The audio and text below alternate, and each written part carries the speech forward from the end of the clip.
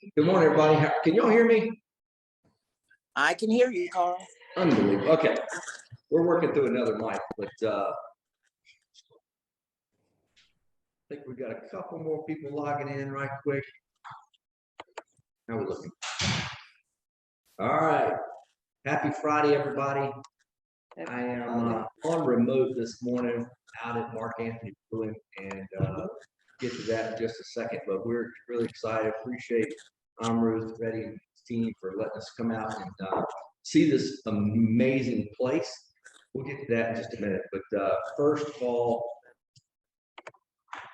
National Chocolate Maroon Day for those that like those. Even National Egg Day. But my favorite is National Repeat Day. National Repeat Day. Anyway, it's a little slow this week around country. Everybody knows what's happening nationally. Prices are up. Inflation's still up. Interesting, the Army just put in its request for the largest pay raise in 20 years. That might help folks in Fort Jackson and Columbia, so that's good stuff. But let's move on to local stuff this week, because I think there's a lot going on locally and at the state level we'll talk about. Election's coming up. It's been a quiet election season. I don't know if y'all noticed this, but I mean, holy cow, there's been not one Democratic debate for governor. Lots of spatting going on between the candidates this week about lack of conversation. But I've never seen an election cycle where we've not had a debate, and we're a week away from the elections, or at least 10 days away. So we'll see a debate next week for the first time. By the way,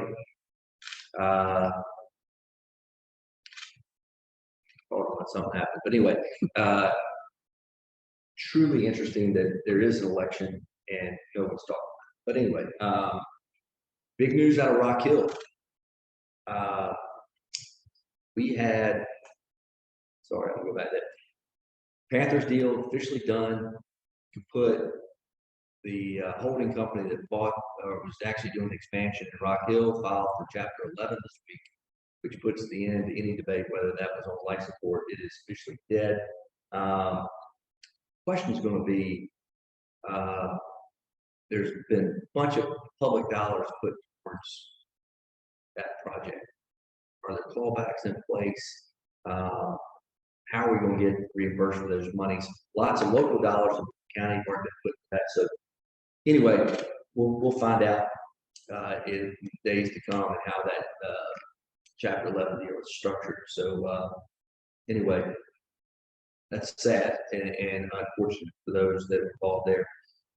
Locally, really excited to, I hope y'all caught this.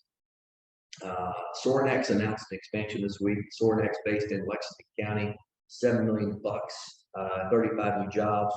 It is one of my favorite companies in the business because it's homegrown. They started 40 years ago in a garage and had built it up. For those that are not familiar with Sorinex, they build exercise equipment. And if you go on their website, it is a suit for their clients, whether it's the Atlanta Braves, Gamecocks, Notre Dame. I think they're in 25 NFL teams and as many, if not more, college teams around it, but they build out their weight rooms. And it is good stuff. They do tons of work with their military and special forces. So anyway, congrats to Bert and his dad for the expansion there. That's good stuff. We got a lot to talk about budgeting. It is that time of year for local governments, and we're paying really close attention because y'all heard me talk about this, and the mayor and Joe Taylor leading the efforts to, it's called Tax Modernization Committee, Richland, or City of Columbia, but looking at how do we reduce our taxes. And I won't get into my soapbox on that because we are the highest taxes in the country. And we've got to, if we want to be competitive, we want to bring in other companies like Mark Anthony. We're going to have to do something to lower our tax burden. And so the chamber sent a letter to all of our elected officials in Richland County this week asking them to hold the line. Again, Richland 2 met on Tuesday. They voted to raise millage by 18 mils, which is about $6.5 million bucks. That's a problem. And so we're going to have those conversations with our county council. Council has till Tuesday to vote on their budget, but we've got to figure out a path that we're all in this together. But we can't continue to raise taxes and expect us to continue to grow jobs. Diametrically opposed there. We got to figure that place out. So if you're talking to your members of council this week, please for them to hold the line on taxes. Hey, Carl, can I ask a question about that? We need just to hold the line for a couple of years to make sure that we can be competitive. All right. Big news also, Millwood Starbucks unionized this week, and third union Starbucks in South Carolina, we're the lowest unionized state in the country. But to have 3 Starbucks unionized in the last month, Anderson, Greenville, and now in Columbia, that just needs to be an asterisk of things we need to watch out for. Let's see, what am I missing? A couple of things to note. Really excited on 2 things. One, starting next Friday, Food Truck Friday. There are places around town that are going to be, the city announced that yesterday. I think that's a pretty cool idea, but they'll be located in 3 different places around town. So more to come. I'll have those locations, but it's not till next Friday. So I'll have those locations for you. And shout out to Experience Columbia. I thought they did a great thing this week. They announced the Mena Cheese Passport. Who doesn't like a little Mena cheese? There are a number of 17 local restaurants that have fermented cheese on the menu. So you can go and click off that you've been to all those places and win prizes. Terra, the Prados, Spotted Salamander, Warmouth, etc. Others, there's some like Martha's Minute Cheese that you can find at Forest Acres or Soda City. They're all good places, so check out those local vendors. All right. I want to turn it over right now. I want to welcome Amruth to this morning's Coffee with Carl. Amruth Reddy, he's on our chamber board, and he is the plant manager for Mark Anthony Brewing. Just a little backstory, and he's got some slides, but I really, this place is phenomenal. Largest brewery built in 30 years in the United States. 28 years. 28 years. 28 years. I'll round up. It has 1.2 million square feet. Mark Anthony Brewing as a whole is the 4th largest brewer in the United States. Family-owned business. They have 3 facilities, manufacturing facilities in the United States. New Jersey was the first, Arizona, South Carolina, and they announced they were coming to Columbia and Richland County back in November 2020. Usually when somebody announces that they're coming, it's going to take a long time to build. They were on a mission. They got it done in record time, at least for South Carolina. I know a little longer than what you really wanted, which was 270 days. Yeah. We had a little bit of rain, but that is still unbelievable to get a 1.2 million square foot facility up and running. So congratulations, welcome. Thank you for hosting us today. Well, thank you for being here. We really look forward to the chance to host you for the Coffee with Carl, and I think we can just jump into the slides here. Just to add on a little bit about what you said at the beginning. We are the 4th largest brewery in the country. This brewery was built in a total of 346 days. We broke ground November 20th or November 30th, 2020, and our first saleable product was November 10th of 2021. And it was a little bit longer than what we originally wanted, but we had COVID going on at the same time. Plus we had some weather situation going on. I've been in the industry for over 30 years, and this is I've been part of several greenfield constructions with other companies. This is the fastest brewery of this size and magnitude that I've ever seen done. You know, it was a whirlwind, and when I go back and look at the pictures, it seems like it was 5 years ago, but really it was 5, 6 months ago. Some of these pictures. So that's where we're at. So anyway, we can just jump into the presentation here real fast. And so again, Mark Anthony was founded in 1972. It is a private single-family ownership. Really, one man is Anthony Van Mandel is our owner. He started the company out as a small wine distribution business in Canada. Started selling wine out of the trunk of his car, and he's built the company into what it is today. So he's a completely self-made man. So he built this company from ground up, and it's tremendous where we are now. We have 1,450 employees total, and we have the offices in several cities throughout the world. We're one of the most diversified and successful private beverage companies. We are the fourth largest brewer in the country right now, and we're the industry leader in the category brand and liquid innovation with consistent best in class. We introduced White Claw in the market in 2015. There were only about 14, 15 seltzers on the market. Today, there's over 600 seltzers on the market, and but we have about 47% of that market share, and we are growing a little bit market share. We have a ton of innovation products coming out also. One thing that's interesting, and I may be jumping around on the slides, I don't know if I'm in the right place or not, but we also, one of the most exciting things I think about this brewery here in Columbia is we have a 20,000 square foot pilot brewery where all the innovation for the company will be coming out of Columbia, South Carolina. It's got its own pilot distillery, it's a full brewery, its own packaging line. We have Judd Carlson here who's heading that up for us. And it's an exciting thing to be part of. I think it's really driven the engagement here in the brewery to have that here. We're actually going to be able to make small as 2 barrels all the way up to 15 barrel batches. Yeah. So to have that kind of facility within your breweries, it's really exciting for us. Okay. This slide is a little bit busy. It kind of tells you about the growth of the company. Over the course of the years, we've owned several different brands, and we've divested in certain brands.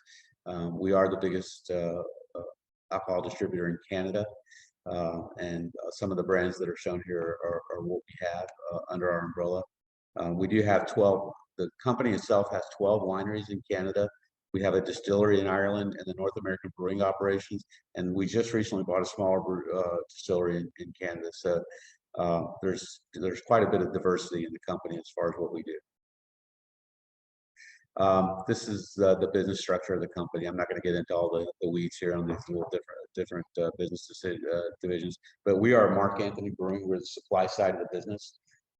And just to give a little context of where we were 3 years ago, we talk about the 3 breweries being built. A little over 2.5 years ago, the entire supply side of the business was only 27 employees. We contract produced everything, and we were growing 100% year over year for several years straight. So Anthony said, "Let's build our own brewery. We can do this ourselves." So we built the brewery in Glendale or in Hillside, New Jersey, which is a smaller brewery. Then we built Glendale, which at the time we built it was about 1 million square feet, and it was the largest brewery built in the last 28 years. Then we said, "Hey, let's build one in Columbia, South Carolina," and this is the largest brewery now. So our headcount in the supply side of the business has gone from 27 employees. We'll be over 650, close to 700 by the time everything's said and done. If you think about that kind of growth in the last 2 years, I mean, we're a startup company and by all measures, and we're learning a lot. We're maturing as a company, as a supply side of the manufacturing company. I think that a lot of the teams that we brought in have experience in the industry, but as we recruit from the local community, there's not a lot of breweries around, so everybody that's coming in has industrial experience, but we're having to train them on how to make beer. So it's been a little bit of a challenge for us, but the community's been great, very supportive, and we're really happy to be here. I think there's a lot of excitement in our workforce to be part of it, and you know, we've run all 7 of our lines. Our plant's in full production right now, and we're ramping it up. So by July, everything will be going full speed. That's awesome. Again, this is a portfolio of a lot of our brands, and you can see a lot of these on our website if you need to, but I'm not going to go through each individual one of them. But again, another graphic of some of the brands that we have. The next slide will show us a little bit of the growth that we've seen from 2017 through 2020. That's not all my consumption, by the way.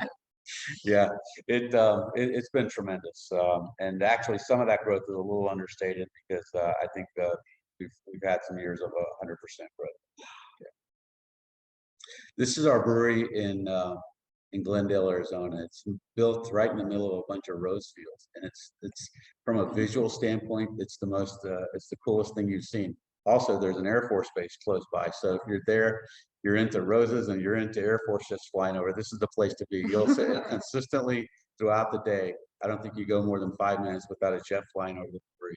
You hear it. It's just a great thing to be part of. The cool thing about this brewery also is all the wastewater that's generated is actually it goes to those rose fields to irrigate those rose fields. So, again, this is the brewery in Arizona. It's a picture of a few things here. It's our rail unloading station, which we also have a rail spur here that in partnership with the state, we did. It's about a 1.5 mile rail spur that we built into the brewery. So, but a lot of our bigger use raw materials come in rail. We're real proud of that because for every rail car that we bring in, it keeps 4 trucks off the road. We also have a fully automated warehouse. In this brewery, we have 46 laser guided vehicles. And it's the coolest thing to see when they're all going and there's nobody around. They're just picking up the trucks come in, they load the trucks go.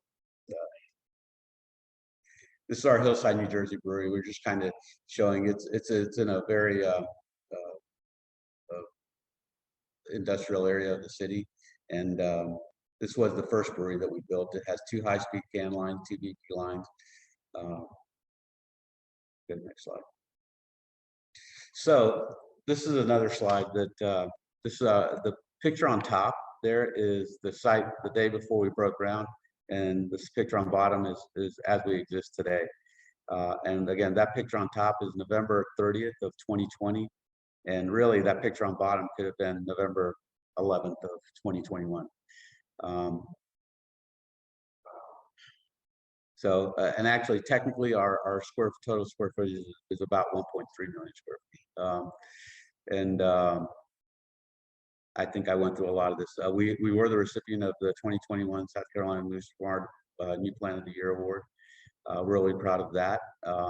The total investment of the brewery says 460, but we've done some additional projects. So we're sitting right at $490 million invested to this facility. So sustainability initiatives. We do have a CO2 recovery system. You know, for those of you who know the fermentation, the 2 major products, byproducts are carbon dioxide and alcohol. We know what the alcohol is for, but generally the carbon dioxide is emitted into the atmosphere. But what's crazy about our industry is we actually buy carbon dioxide for use later on in the process for carbonation of our beer. We generate so much CO2 that we're actually going to collect that CO2. We're going to collect it, chill it, compress it, liquefy it, and keep it for later in the process. And our goal is to be 100% self-sufficient on CO2. And I think at full production, at our full capacity, we can be, but probably normal operating capacity will be about 90% efficient. And again, for every, we're real proud. Not only are we not emitting CO2 into the atmosphere, but we're also keeping trucks off the road. So that's a big goal for us. We do have 4 can lines, a bottle line, and 2 variety pack lines. We have a 29-acre recreational area out here for our employees. That's It's got nature trails, picnic pavilion, it's got a disc golf course. So we're real happy with that. I'm real proud of that. I think our employees are really, it should be in service by the end of June or in 1st of July. So this is the facility on November 29, 2020. And these rest of these slides, we can kind of go through them really fast. You'll just see kind of evolution of the project. You know, breaking ground on this is December 6th. You can just kind of see it going through. And this is January 15th. You can see the walls coming up January 20th. You can see more walls coming up January 29th. This is April 15th, 5 months later from when we broke ground. And here we are, April 22nd. Anyway, this is just an amazing series of pictures for me, and I love showing it just because it tells you this is one of the most technologically advanced breweries built in the country. But the fact that we built it in less than a year and we have it fully operational is a tremendous achievement. I credit all our employees and our team at the company. It's the focus we have, and once the company decides to do something, we really don't waste any time in implementing it. So that was the end of the slideshow. That's the way we exist right now. That's impressive. Less than a year. Holy cow. Yeah, extremely happy to be here. South Carolina, the city, the local, state governments have been nothing but supportive. Really happy to be part of the chamber. Our goal is to become a model corporate citizen here. Love all the business ties that we're making, being a member of the chamber. Well, we appreciate it very much. And I know, listen, y'all can come out. We're going to have a partner engagement on the 23rd of this month. Put on your calendars. Love to have y'all come out and join us because seeing is believing. I mean, the pictures are astonishing, but quite frankly, driving out here today off the Shop Road, I was telling Amrit a little earlier that I watched it get built. I would come out here every few weeks to see what the construction looked like. Now it just looks massive. I mean, it was big before, and now holy cow. So pretty cool stuff. So put it on your calendars. Come on out and join us. Does anybody got any questions? Vince had a question. Vince, you got a question? Yeah, not about the presentation, but about the letter that you sent about taxes. So I'll let the gentleman, then I'll make a comment. Okay.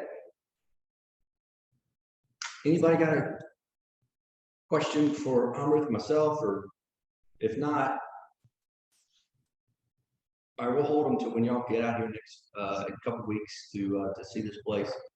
Vince, let's hit it. What you? I appreciate your letter, and I tried to chime in during that presentation, but I just want to offer up a thought or a concern from a school district perspective that we don't create a situation where we stifle them from pursuing what is in their best interest, particularly from a health and safety standpoint, in light of all the things that are going on in society, providing all the safety measures, which is going to take additional resources.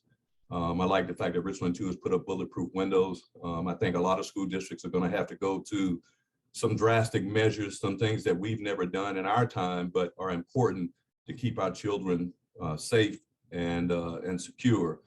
And I just hope that a letter like that doesn't intimidate them to pursue what they believe is in their enlightened self-interest, to do what needs to be done to keep our community safe and sound. In addition to that, you know, school districts have to use bond money to repair roofs. I remember when I served on the board, it used to cost us periodically $1 million to replace roofs, just to put roofs on top of some of our school buildings. So I see your letter and heard your letter, and I just don't want our school districts to be intimidated by the business community not to pursue what they think is in their enlightened self-interest. Vince out.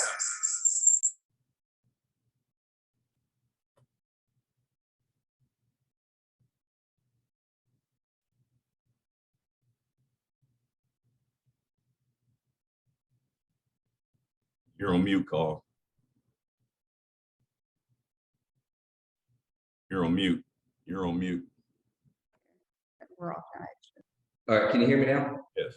Okay, we're at a tipping point, and so we're not saying deferred maintenance, but at the same time, I don't know off my head how much CARES Act dollars came through, but I don't think any school district right now is at a tipping point like our county is, and so we just need to work collectively, the city and the county and the school district, to figure out a path forward. That's all we're saying. I don't disagree with We you. have got to figure this out, because I'm gonna tell you something. We're struggling. Last year, Richland County was 45th out of 46 in income growth. You had Marlboro County, Edgefield, Colleton, Marion, rural districts did better than we did on wages and income. So I'm not criticizing anybody or any of the elected officials, what they're doing. I just said we need to come and literally look at what we're doing and why we're doing it, and let's set priorities. And I think the business community, what we're going to see is a mass exodus from a lot of industry that's looking elsewhere because of the tax structure. That's all we're saying. Yeah, I think you're right. I think we are at a tipping point, and that tipping point is with safety of our community and our kids. And I'm not a fan of putting taxes in front of the safety of our children. And I want our schools to do whatever needs to be done to protect them, because they're so vulnerable right now. This isn't a tax versus children issue, because children trump taxes. Children's safety trumps that. So we're not competing with Marlboro. I'm competing to keep my kids and my grandkids safe in this community. And I want schools to do whatever they need to do to be able to protect it. Anybody else got anything?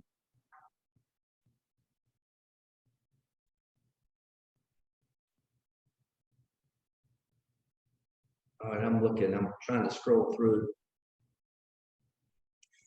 What we got? All right. Well, listen, I appreciate everybody being on today. Vince, thanks for your comments.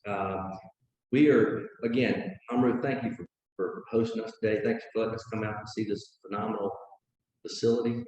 Thanks to you and your team. Really appreciate y'all's engagement with us in your hospitality. It's our pleasure. Glad to have you. All right, guys, it's, oh, by the way, I may give an award next week if anybody on here can pronounce the two words that won the script spelling bee. I have them written down. I don't know how the hell to pronounce it. But one means some type of water bird, and the other one means bullfighting.